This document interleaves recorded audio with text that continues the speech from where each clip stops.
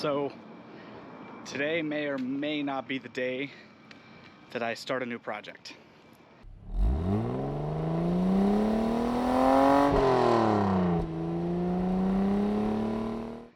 So let me give you some backstory. There's a car here at my parents' house that my dad has owned since, I believe, the mid-90s. He daily drove it for a few years and then he started restoring it. And he got it in paint, and the guys who painted it didn't do a great job, and the clear started peeling almost immediately. And so he sent it back to paint and to fix the clear, and they didn't fix it. It did the same exact thing. It started peeling almost immediately. So he parked it in our backyard, where it has been sitting since 2003. So I'm here, and this is also, it's my dad's T-Bird that I've been fixing. And oh, apparently I locked it. I'm here at the T-Bird that has not run in, well, probably about a month, but it has been sitting since January when I first got it on the road. But it should have a good battery, kind of. Maybe not. It has a good battery. It's a little dead though. I guess I'll throw it on the charger real quick, and while it's on the charger, I'll show you the car. So while I put this battery on the charger so that I can steal it, I'll put it on the charger, let it sit a few minutes, and then I'll go try to pump up the tires, and I'll show you the car. It's pretty special.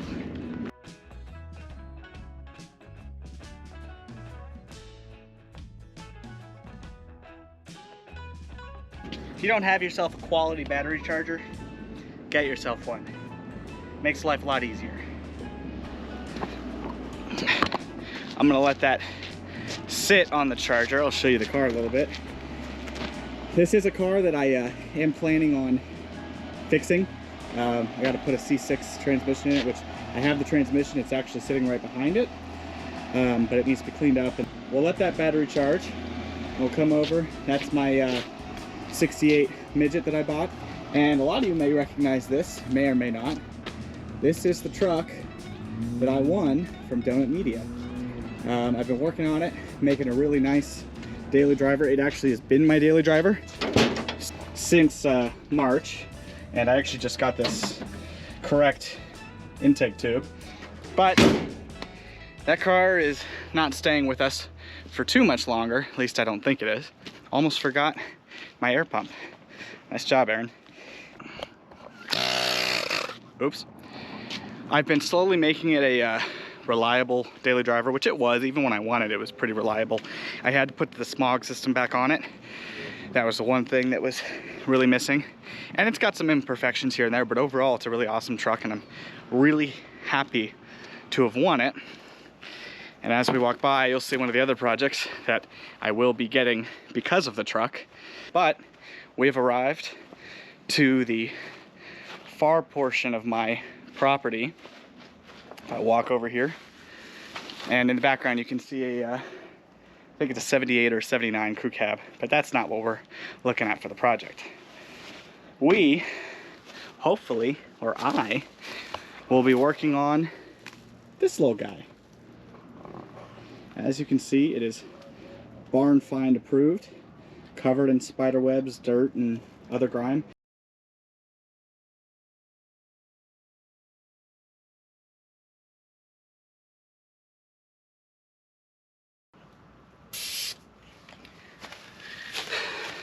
Well, I got that to about 15 pounds, and I'm gonna be honest, I'm not gonna push my luck any further, and I'm gonna move on to the other tires.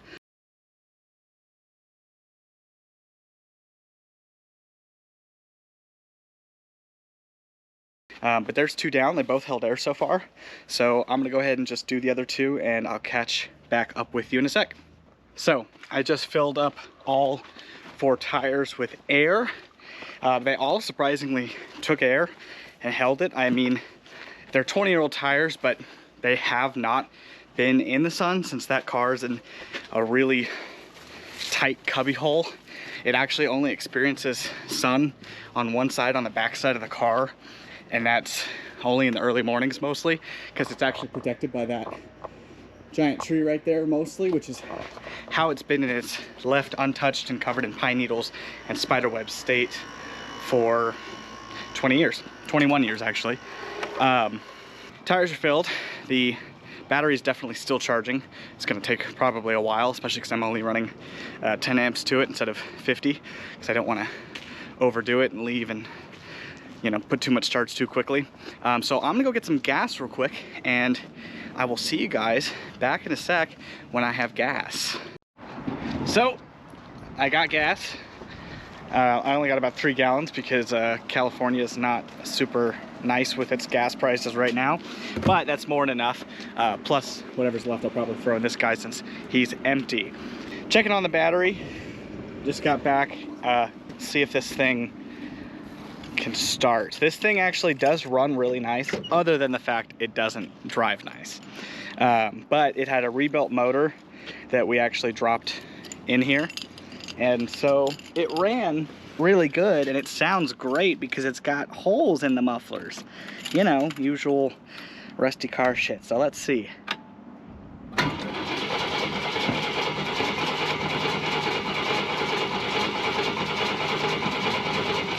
Gotta prime the fuel pump.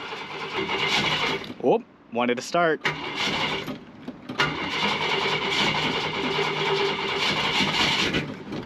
Oh, almost there, almost there.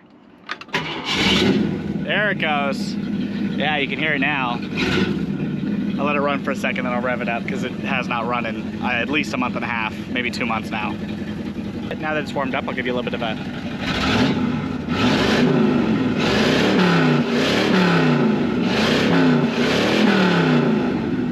Good old 390 FE power. All right, well, I'm gonna let this run for a little bit, help charge the battery a little bit more. And then I'll catch back up with you when I take it out. See you then. All right, well, it's been probably about, I don't know, 30, maybe 45 minutes letting this thing charge, and it was already pretty well charged when I got back. But so I'm gonna get this battery out of here, but I will meet you with a battery and a gas can back at the SVO. So see you in a sec. And we're back in the backyard with the SVO. Now, like I said, this thing has been sitting since it was parked here in 2003. And sorry, I'm not getting a better angle on this. There's crap all over the ground that I'm gonna have to move later. It's been sitting here since 2003. It has not run or moved since then at all. It has just been sitting here under this palm tree next to these fences, and actually next to some porta potties. I have my battery, and I have my go-go juice. Tires, surprisingly, they're holding wind. They are, I mean, don't mean to be a tire kicker, but that is pretty good. So, let's pop the hood, and let's try not to start a fire. That's probably a good goal. So, I actually have to duck around getting around this car because this pine tree just has so many needles all over it, just hanging real low. And we only got about 2 feet of space here. A year ago, my thought process, even back then, was to get this car running to use as a daily driver, to drive, specifically to drive down to school. I live about 60 miles from my college, and since COVID has been lightening up, I have to go back in person. So a year ago, I came out here and took pictures of the car. I've done nothing since then. I went and took pictures, and that was it. One of the problems that stopped me, and it was kind of stupid, but it stopped me right away, was I couldn't get the hood open. Now, on these cars, it's a little bit different than some other Foxbodies. I think, I don't know how many are like this, but there is a hood latch that does pop open the hood. And I got that far, but at the time, you hear that creak and the window rattle. But at the time, sorry, I gotta crawl through, getting pine needles all over me. I couldn't get the latch undone And what I found when I came out here earlier, which is actually why I even started this video, I got this pine needles all over me. I got in the mood to come look at this car again. I will have to drive back down to school starting, well, late August, and right now it is mid-July. So I came out here just to look at the car again, give it a look over, a look-see.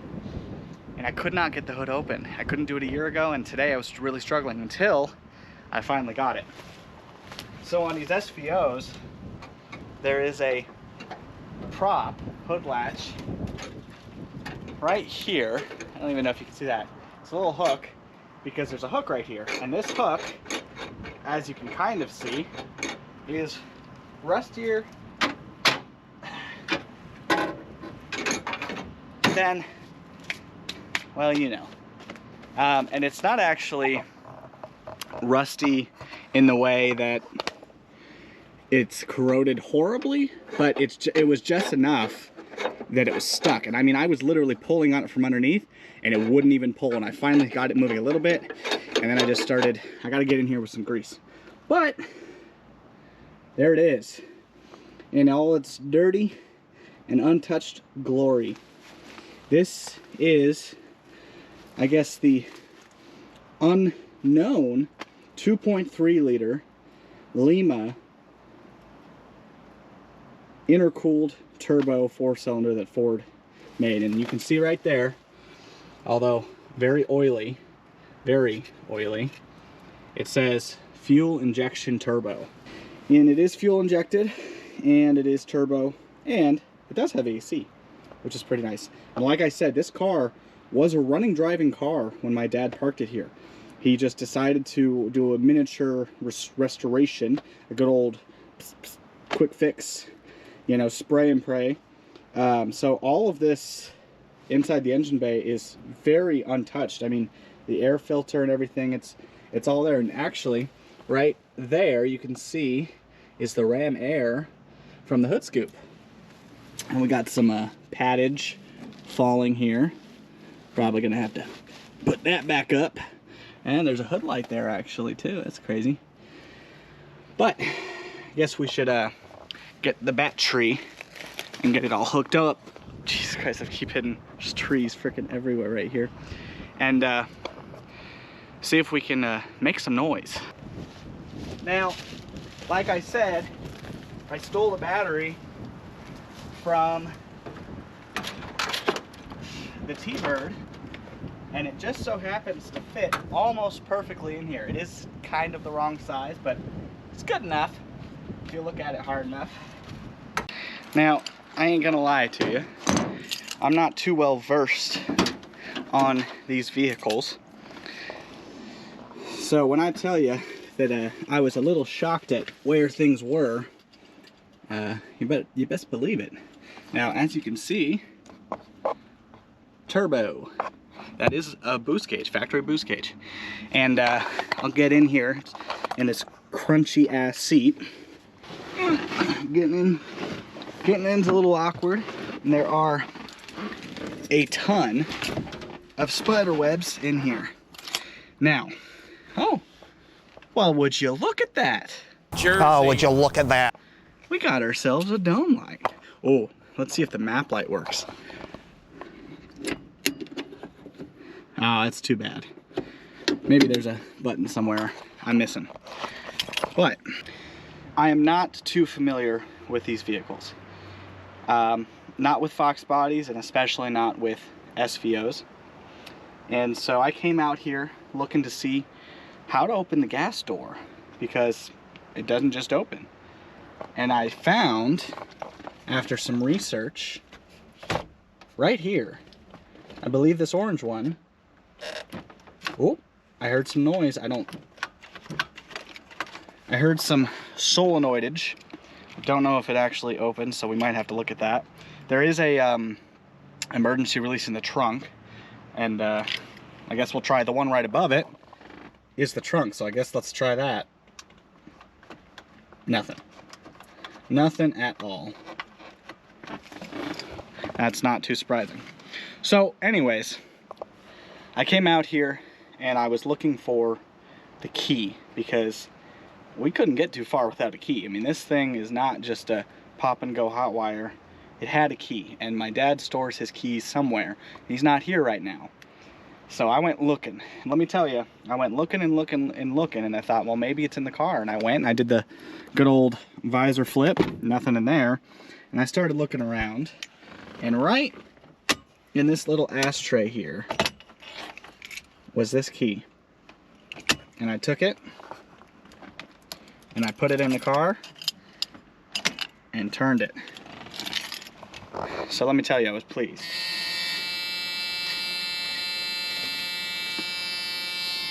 Well, I did something.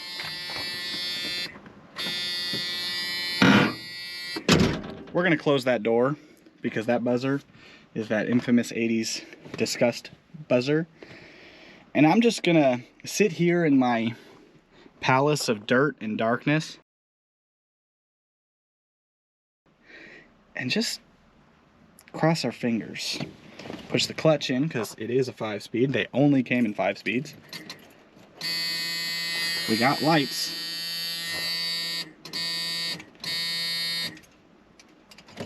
And we got no turn.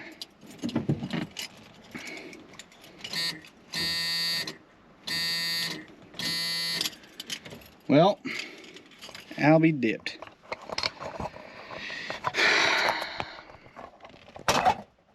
Say there.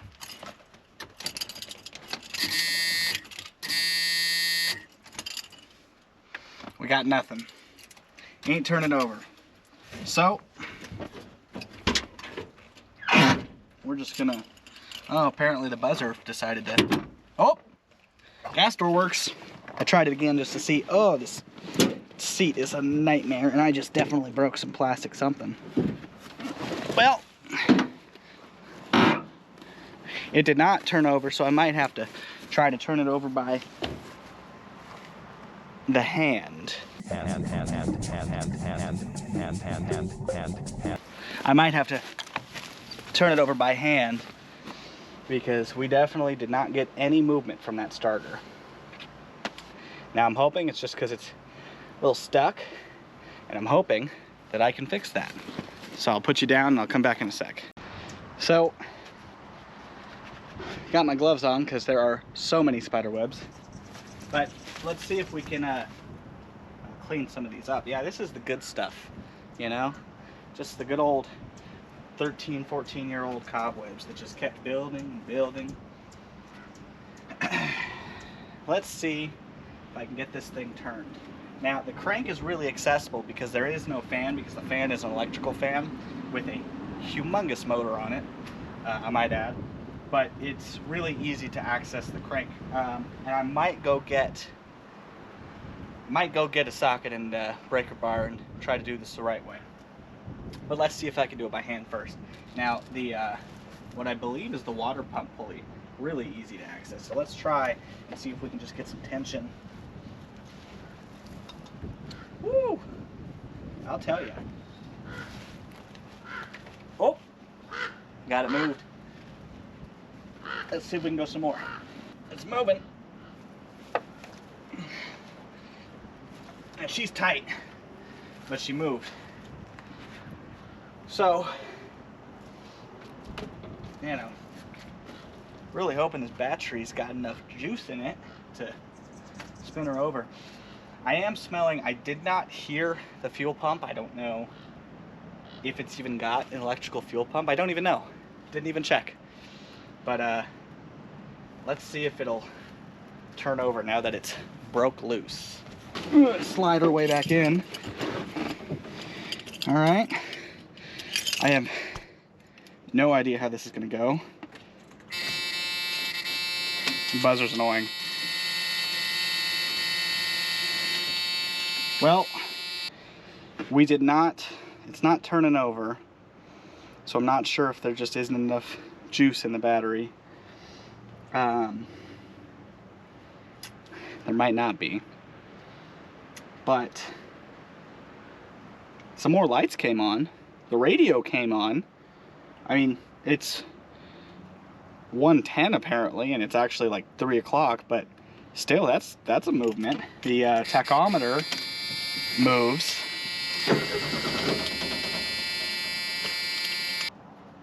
Did you hear that? Did you hear that? Let me close the door so you can hear it a little better. Because this buzzer is a pain in my ass. Oh, what the fuck? All right. Listen. Are you kidding me? Maybe it's just the ignition switch, because it's kind of funky. It turned over, I swear to God. Well, come on now.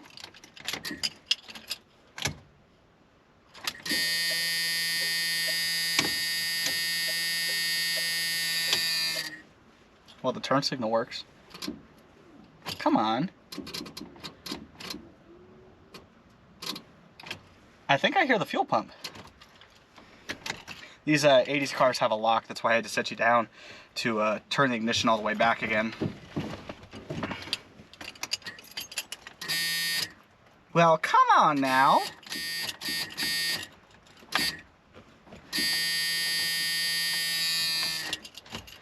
You're a liar. Flies in here. This thing's a liar. I swear to God, it just turned over. All right. Well, what I'm gonna do, ooh, it smells like old gas. I hope there was not a lot of gas. I didn't even check if the, I didn't even check if the fuel gauge was working. But gas door did flip open. So, that's pretty neat. Let's put some gas in it. Not even gonna check the fuel pump. Not even gonna check the gas tank. Just gonna mix some new stuff in there, you know? Dilute it just a little. So, all right. I got the battery charger and I snipped it on the battery, and it was a little hard finding extension cords. It took not one, not two, but 3 extension cords. So that's a fire hazard. But I'm actually gonna throw some more gas in the car real quick. It's hooked up and charging, but I realized that even though this thing's leaking like crazy, it smells like horrible bad gas up in the engine bay. So there clearly is gas in this gas tank. So I'd like to dilute that. And we're still dumping gas all over the ground. That's just wonderful. Yeah, that's probably good enough. That's like, I don't know, 1.5, 2 gallons, give or take. We'll put this back on. This thing is dustier than a motherfucker. Set you down again. And we're just gonna hope for the best. You and me, you know? We're on this trip together. I'll close this so there isn't really any buzz. Clutch in. Still buzzes.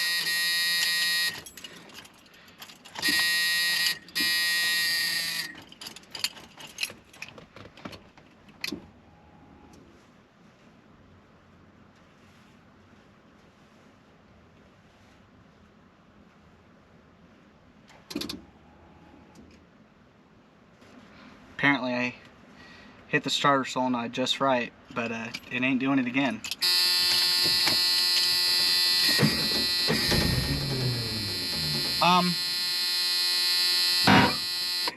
Did you just hear that? It just started. By gosh, by golly, it just started. Oh my God.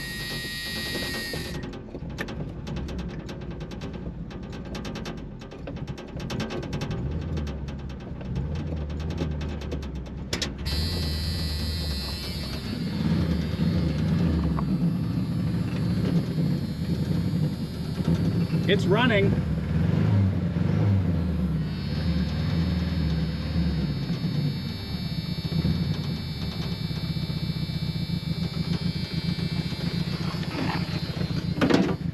Oh my God. Well, that wasn't too hard. It's barely idling, but it's fucking running. Excuse my language. That's running. It's shaking like a mother, but it's running. I didn't even do that much. Well, that just goes to show, with enough battery and gas, oh, it's dying, you too can make shit happen. And there really wasn't very much perseverance because I've only been at this for about an hour and a half. But holy shit, it's idling. I mean, it's got an ECU, so that makes sense. You know, it's not carbureted. It doesn't have the good old gas spitter. Most of my, oh, it's really going back and forth whether it wants to decide whether or not it's gonna